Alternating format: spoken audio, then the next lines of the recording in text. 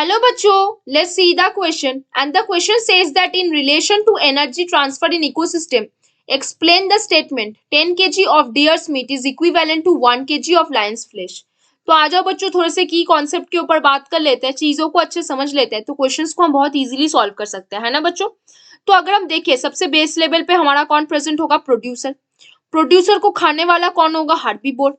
कौन होगा, हार्बीवोर। जैसे हार्बीवोर का अगर कोई एग्जांपल दे तो हम डियर को मान सकते हैं, है ना। फिर हार्बीवोर को कौन खाएगा, कार्निवोर।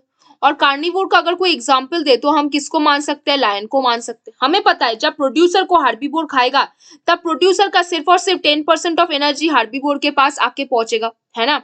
मान लो अगर इसके पास 100 जूल ऑफ एनर्जी था तो हार्बीवोर के पास कितना एनर्जी आएगा, 10 जूल। फिर जब हार्बीवोर को कार्निवोर खाएगा तब हार्बीवोर का 10% कार्निवोर के पास आके पहुंचेगा, मतलब सिर्फ और सिर्फ 1 जूल ऑफ एनर्जी कार्निवोर के पास प्रेजेंट होगा। अब अगर पूरे चीजों को हम डिटेल्ड मैनर पे देखें तो हम क्या बोलेंगे, ट्रांसफर ऑफ एनर्जी क्या बोलेंगे बच्चों, ट्रांसफर ऑफ एनर्जी जो है एक इकोसिस्टम पे कैसा होता है, in an ecosystem follows 10% law. क्या फॉलो करता है बच्चों, फॉलो 10% लॉ, मतलब 10% लॉ को फॉलो करता है। मतलब क्या है, मतलब एक ट्रॉफिक लेवल से दूसरे ट्रॉफिक लेवल पे जब एनर्जी पहुंच रहा है तब मतलब सिर्फ और सिर्फ 10% ऑफ एनर्जी दूसरे ट्रॉफिक लेवल पे आके पहुंचेगा। क्या बोलोगे, only 10% of energy, only 10% of energy is transferred कहां से कहां तक, from one trophic level to next trophic level, from one trophic level to next trophic level. To कहां पे बच्चों, नेक्स्ट ट्रॉफिक लेवल में क्या होगा, सिर्फ और सिर्फ 10% ऑफ एनर्जी आके पहुंचेगा।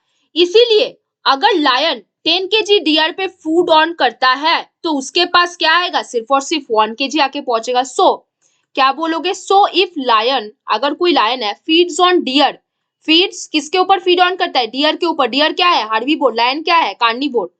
Feeds on deer, then 10 kg of deer meat, then 10 kg of किसके मीट, डियर का मीट, विल फॉर्म क्या बनाएगा, 1 kg ऑफ लायन का mass, will form 1 kg lion's flesh, flesh मतलब मांस, लायन का मास कितना बनाएगा, 1 kg।